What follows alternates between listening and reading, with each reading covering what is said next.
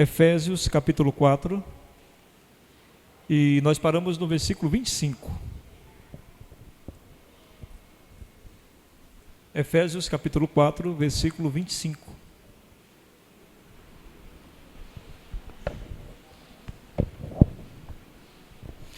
Amém? Podemos ler? Efésios 4, 25.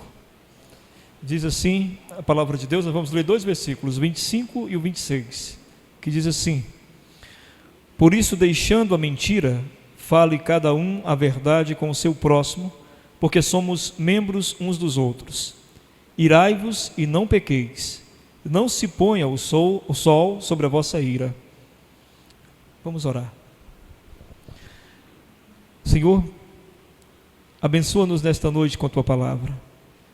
Faz-nos, ó Pai, ter compreensão sobre Tua verdade, que ela possa nos aproximar mais de Ti, que ela nos incite, ó Deus, a buscarmos mais santidade. Nós Te louvamos porque é por Tua graça e misericórdia que nós, a cada dia, podemos ser sustentados nesse amor. E queremos, ó Pai, poder viver nesse amor por toda a vida. Então ajuda-nos nesse instante a termos compreensão de Tua palavra, em nome de Jesus.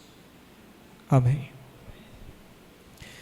No texto anterior, na quarta-feira passada, nós falamos sobre a questão da santidade. Ela começa, Paulo, a dizer que nós devíamos nos despir. Ele usa a figura de uma questão, como se fosse uma roupa, né? Que nós devíamos nos despir do homem antigo e nos vestir do novo homem, da nova criatura em Cristo. Nos despir dos nossos pecados e nos vestir de santidade. Essa era a ideia apresentada no texto anterior. E agora ele começa a dizer como é que funciona essa mudança de vida, né? Esse abandonar a vida anterior sem Deus e abraçar uma nova vida com Deus. E ele vai apresentar então alguns aspectos dessa decisão que a gente toma e como é que a gente deve se portar a partir disso. Como é que a gente começa a buscar a santidade? Santidade nada mais é do que você estar tão próximo de Deus que comece a fazer as coisas segundo a vontade de Deus e inclusive a pensar como o próprio Deus. Amém? Então ele começa a dizer o seguinte, no verso 25: Por isso, deixando a mentira, fale cada um a verdade com o seu próximo, porque somos membros uns dos outros. Então o primeiro aspecto que ele vai trabalhar é a questão de abandonar a mentira e falar a verdade. E a gente entende então que ele apresenta a questão da transparência, ser transparente entre os irmãos. Não esqueça que ele está falando de igreja, né? Ele está dizendo para a gente, como igreja, como comunidade da fé, devemos falar a verdade uns com os outros, ser transparentes. Ao que parece aqui, ele quer dizer que a transparência vai nos proteger da falsidade e vai nos manter humildes também diante dos nossos irmãos, porque se a gente falar a verdade, ou seja, se a gente for sincero, então a gente vai ter que admitir as nossas fraquezas e as nossas deficiências. Para admitir fraquezas e deficiências, nós precisamos de humildade, e para admitir fraquezas e deficiências, nós seremos transparentes, e assim evitaremos aqui no meio da comunidade a falsidade. A justificativa dele para que a gente viva essa transparência, para que a gente viva essa verdade entre nós, para que a gente abra mão da mentira, a justificativa dele é a seguinte: ele diz: deixando a mentira, fale cada um a verdade com o seu próximo, porque somos membros uns dos outros, nós somos um só corpo. Então a justificativa dele para que a gente viva entre nós de maneira transparente e sincera é porque nós precisamos manter a unidade da fé. Se você lembrar das quartas-feiras anteriores, quando a gente entrou no capítulo 4, Paulo já começa no capítulo 4 de Efésios a falar da unidade da fé, da importância da igreja estar unida, da importância da igreja estar em comunhão.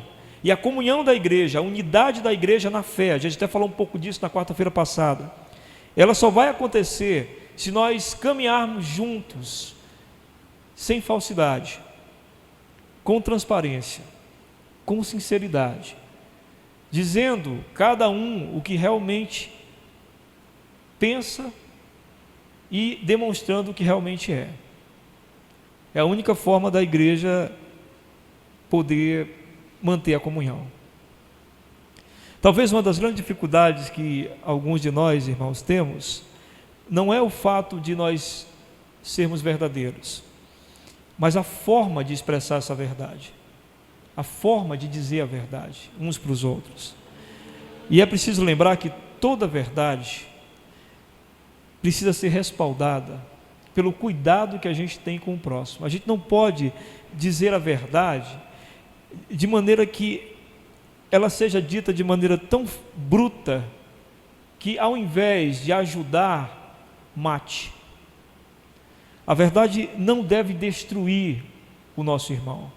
A verdade não deve esmagar o nosso irmão. Ela não deve excluir o nosso irmão. A verdade deve socorrer o nosso irmão. Percebem a diferença? Eu digo a verdade ao meu irmão porque eu estou socorrendo, porque eu estou impedindo que ele vá para um caminho que está o afastando de Deus, que o está tirando da presença de Deus, que o está impedindo de ter a paz e a alegria que só a santidade pode trazer.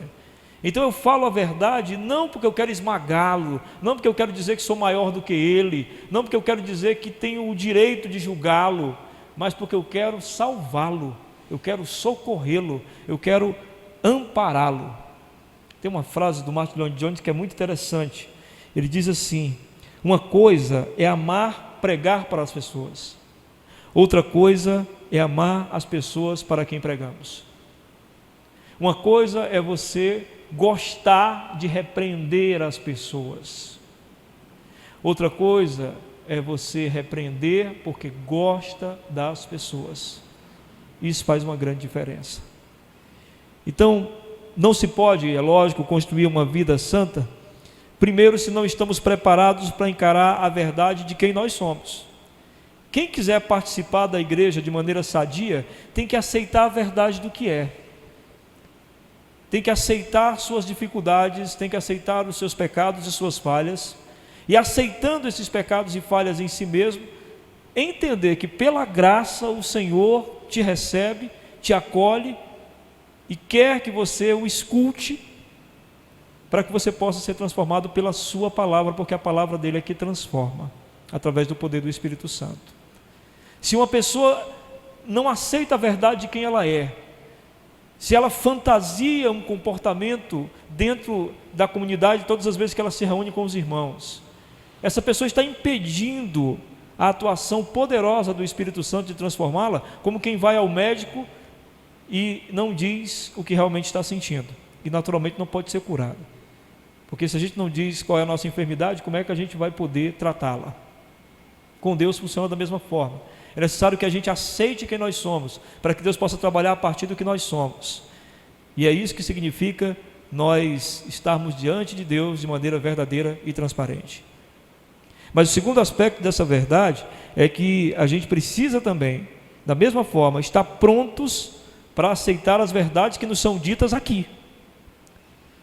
As verdades que nos são proclamadas muitas vezes nos estudos bíblicos, as verdades que nos são proclamadas na hora da pregação da palavra, as verdades que a gente começa a reconhecer quando nos reunimos diante de Deus para ouvir sua palavra. Se a gente não aceita essas verdades não podem nos transformar. É por isso que o centro da igreja, que faz com que a igreja possa fluir de maneira sadia, são pessoas verdadeiras, ouvindo a verdade e encarando-a como tal. E ainda um outro aspecto relacionado à verdade é que eu tenho que também estar disposto a amorosamente ser verdadeiro, como eu falei ainda há pouco. Não é ser verdadeiro no sentido de usar essa verdade para maltratar e magoar o meu irmão, mas ser verdadeiro no sentido de salvar e abençoar o meu irmão. Quem é que nos ama mais? Quem mente para nos agradar ou quem fala a verdade para nos socorrer? Se eu tivesse com uma camisa ridícula e ao sair de casa eu perguntasse a opinião de alguém da minha família e eles, com medo de magoar a minha escolha ridícula, dissessem: está ótima, E quando eu saísse na rua, as pessoas não parassem de olhar para mim e começassem a fazer vários comentários sobre minha camisa ridícula, eu começaria talvez a me sentir muito mal e voltaria para casa às pressas para trocar essa camisa que chamou tanta atenção de todo mundo. Mas se eu saísse de casa e mostrasse a alguém a camisa ridícula e alguém dissesse, não está legal, talvez isso magoasse a minha escolha, porque foi eu que escolhi. Mas a pessoa dissesse, se você sair com essa camisa, eu tenho certeza, vai chamar bastante atenção e muita gente vai ficar falando de você. Foi minha escolha. Eu posso ficar magoado porque foi minha escolha, mas a verdade que foi dita pode me salvaguardar de ser debochado na rua. Deu para compreender o que eu estou dizendo? Ficou claro? Como é triste quando a igreja acostuma-se com a mentira, quando a igreja acostuma-se com a falsidade, por conta do orgulho dos irmãos, por conta da vaidade de se acharem sempre mais santos do que aparentam ser, e por causa do melindre também dos membros da igreja. Ninguém pode dizer nada, ninguém pode falar direto, ninguém pode, porque a pessoa pode nunca mais aparecer aqui. Mas uma igreja assim não é uma igreja sadia. Uma igreja assim é semelhante à igreja de Laodiceia. Não sei se você conhece a igreja de Laodiceia, que está citada lá no livro de Apocalipse. Diz o seguinte sobre ela, em Apocalipse capítulo 3, do verso 15 ao 17. Conheço as suas obras, sei que você não é frio nem é quente. Melhor seria que você fosse frio ou quente. Assim, porque você é morno, nem frio nem quente, estou a ponto de vomitá-lo da minha boca. Você diz, eu estou rico, adquiri riquezas, não preciso de nada. Não conhece, porém, que é miserável, digno de compaixão, pobre, cego e que está nu. A igreja de Laodiceia achava-se rica no sentido espiritual e físico. Não precisamos de mais nada. E aí o texto diz que ela era, na verdade, diante de Deus, miserável, digna de compaixão, pobre, cego, nu. Mas o mais interessante é quando fala da falsidade do comportamento dos irmãos dessa igreja. Quando diz o seguinte, não és quente, nem és frio. Falsidade. Você não aceita a verdade. Você fantasia uma verdade. Irmãos, não tenhamos medo. A verdade é libertadora. Lembremos sempre que nós vamos ser julgados por nossa condição diante da verdade. Quem é a verdade? Jesus Cristo. É diante dessa verdade que nós vamos ser julgados. Diante dele, ninguém pode nada esconder. A Bíblia diz que ele é como a luz. Em João 3,19 diz assim, este é o julgamento. A luz veio ao mundo, mas os homens amaram as trevas e não a luz. Se esconderam. Fugiram da verdade de quem eram, da verdade de quem é Deus, fantasiaram uma outra vida. A Bíblia diz em João 8,44 que o diabo é o pai da mentira. Ele mente, diz o texto, Jesus falando, desde o início. Se a verdade estiver em nós, se a gente aceitar a verdade, irmãos, a gente vai caminhar muito mais leve. Porque assim, é um peso terrível viver se escondendo. Terrível. Fantasiando, mantendo aparência. É muito difícil. O fingimento, ele é mais cansativo. A falsidade, ela é mais cansativa do que os julgamentos que sofremos quando somos verdadeiros. Por isso que sustenta a igreja é a verdade. Aceite a verdade de quem você é e peça misericórdia a Deus. Aceite a verdade que parte do púlpito, que é a palavra de Deus, e receba para a transformação de sua vida. Seja verdadeiro com seus irmãos e aceite quando seus irmãos forem verdadeiros com você. Realmente a verdade liberta. E realmente a verdade mantém a unidade da fé da igreja. A igreja perde muito quando nós começamos a abraçar a falsidade. Aí vem o segundo aspecto. Esse foi o primeiro da santidade, que é a verdade. O segundo, no verso 26. Quando vocês ficarem irados, não pequem. Apaziguem a sua ira antes que o sol se ponha. Note aqui uma coisa interessante. A santidade, ela não anula a nossa humanidade. Não seremos, porque estamos buscando santidade, destituídos de sentimento.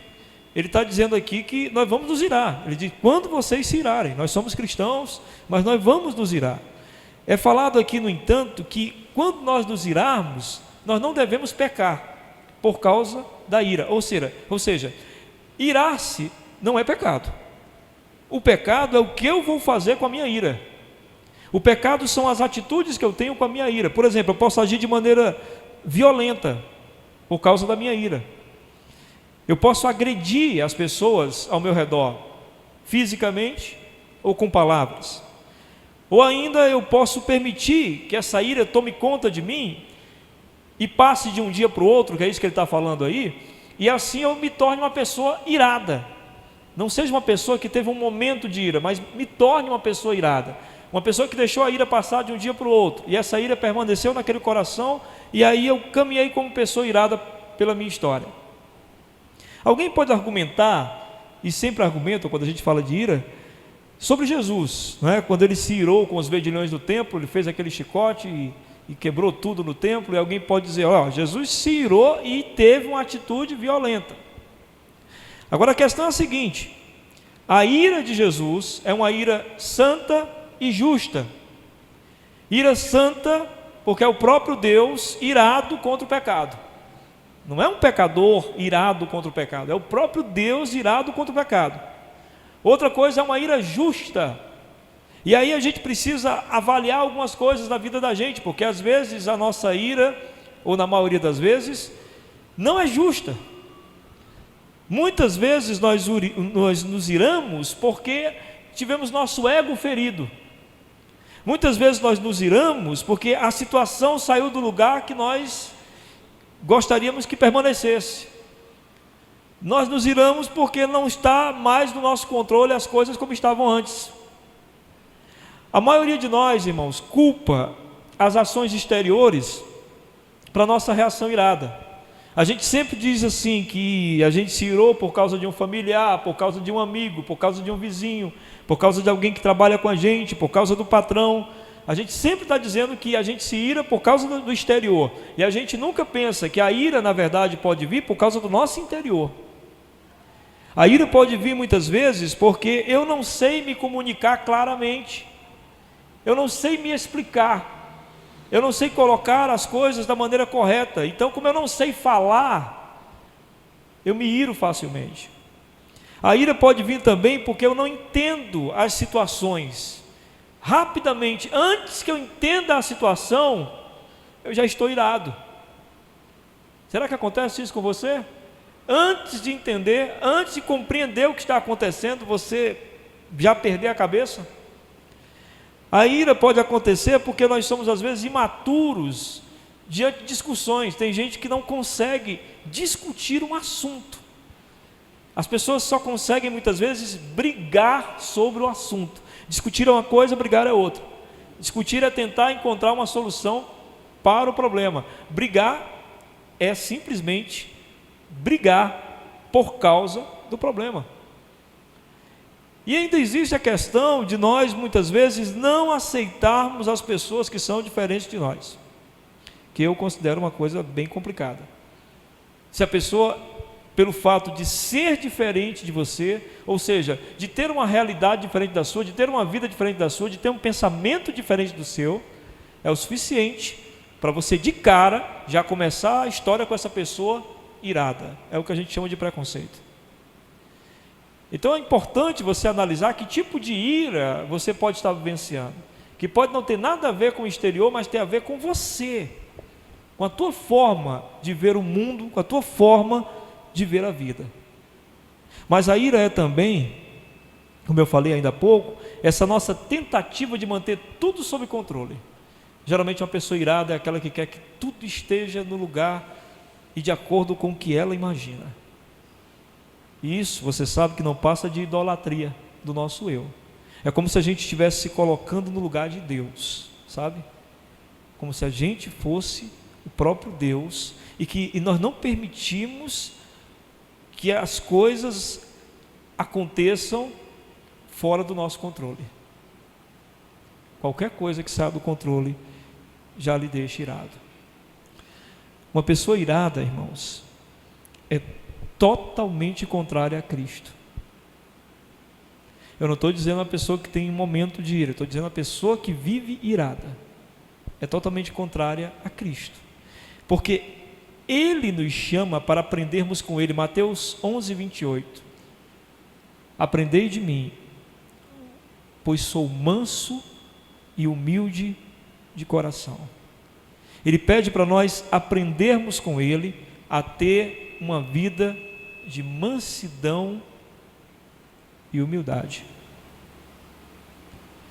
Qual a melhor forma de tratarmos nossa ira, então, para que nós possamos ter santidade? É com o reconhecimento de que nós estamos sujeitos à vontade de Deus. Você acredita nisso? Estamos sujeitos à vontade de Deus. Tem um Deus regendo a história e nós estamos sujeitos à vontade desse Deus que rege a história. Ou seja, a minha ira não muda absolutamente nada dos planos de Deus para o meu dia. Você já parou para pensar sobre isso? Que você se irritar não muda nada sobre aquilo que Deus planejou para aquele dia. Que você se irritar dia após dia não muda nada para aquilo que Deus planejou que acontecesse na sua história. Ou, às vezes até, Deus usa a sua ira para fazer o que Ele deseja fazer, ou não fazer o que Ele gostaria de fazer, por causa da sua ira. Então a primeira coisa é a gente aceitar a vontade de Deus, e assim colocar tudo diante dEle em oração, sempre. Olha o que diz Filipenses capítulo 4, versículos 6 e 7. Não andem ansiosos por coisa alguma, mas em tudo, pela oração e súplicas, e com ações de graças, apresentem seus pedidos a Deus. Para quê? Para que a paz de Deus, que excede todo entendimento, guarde os seus corações e as suas mentes em Cristo Jesus. Quando você estiver ansioso, você vai colocar tudo diante de Deus em oração. Com que finalidade? Com que Deus resolva todas aquelas coisas imediatamente? Não. Com a finalidade de que Deus traga paz ao seu coração. Uma paz que excede todo entendimento. O que significa isso? Embora você ainda esteja dentro do problema, mas você está em paz. Você orou e encontrou a paz, mesmo estando dentro do problema. O problema não foi resolvido. Ele não diz aqui que o problema será resolvido imediatamente. Ele diz que a paz de Deus, que excede todo o entendimento, vai guardar o seu coração, as suas emoções, vai trazer paz para você, deixar você tranquilo, e a sua mente estará em Cristo Jesus. Nós devíamos pegar os nossos momentos de ira e imediatamente transformá-los em oração. Isso nos traria paz, descanso, e faria que a gente pudesse retomar a vida tranquilamente. Olha só essas passagens aqui, duas passagens bíblicas que são muito interessantes. Salmo 37, verso 8. Evite a ira, rejeite a fúria, não se irrite, isso só leva ao mal. Rejeite a ira, evite. Procure não se irritar. Talvez não seja possível sempre, mas busque confiar em Deus. Porque se você se irritar, se enfurecer, Ele diz, isso sempre leva ao mal. Em 1 Coríntios 13:5 diz que o amor não se ira facilmente. Nós temos o amor de Deus, amém? Não devíamos nos irar facilmente. devíamos ter um dos frutos do Espírito que se chama longanimidade, longo ânimo. Um pavio longo, não tem pavio curto? Um pavio longo. Reflita, meu irmão, quanto perdemos com nossos momentos de ira? Você já parou para pensar? Quantos relacionamentos rompidos por palavras impensadas, ditas no calor da ira? É impressionante. Se a gente estiver dominado pela raiva, não tem filtro nas nossas palavras, sai tudo, inclusive o que a gente jamais queria ter dito. A ira alimenta o desejo de vingança, o rancor, coisas que tiram o sono. A ira tira o sono, traz insônia. Por vezes, irmãos, é impossível reparar o que o momento da ira causou. 5 minutos de ira pode arruinar a história de uma vida toda.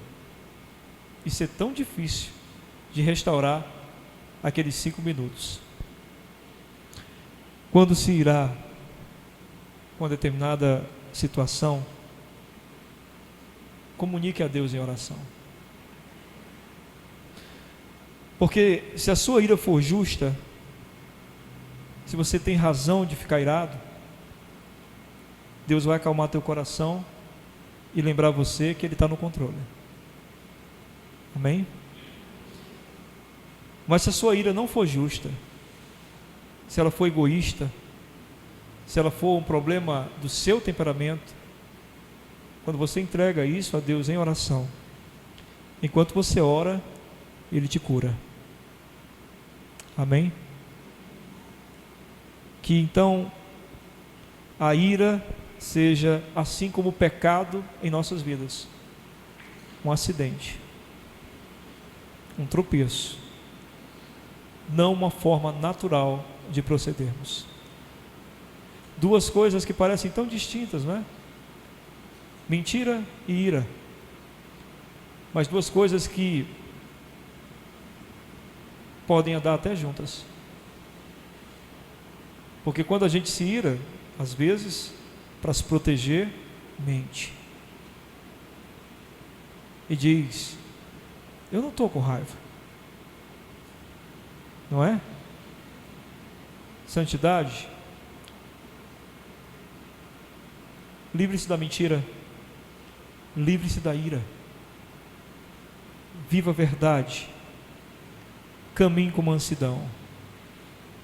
A Bíblia diz: os mansos herdarão a terra. Amém? Vamos orar por isso? Oremos.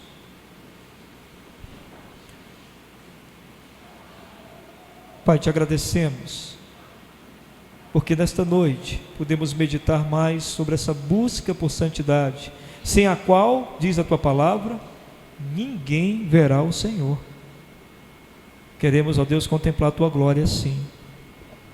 Por isso queremos buscar a santidade. Elimina de nossas vidas, ó Deus, a mentira.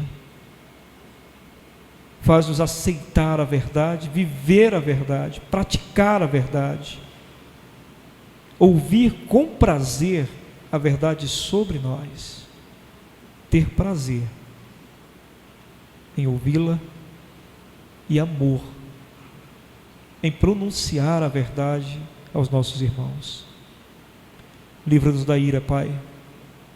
Livra-nos desse controle doentio que queremos ter sobre nossas vidas. Faz-nos abraçar com mansidão e humildade a tua vontade, pois não somos senhores da nossa história, temos um Deus. E muitas vezes nossa ira não é santa, não é justa, é uma ira egoísta, e desta ira nós precisamos nos livrar, ó Pai.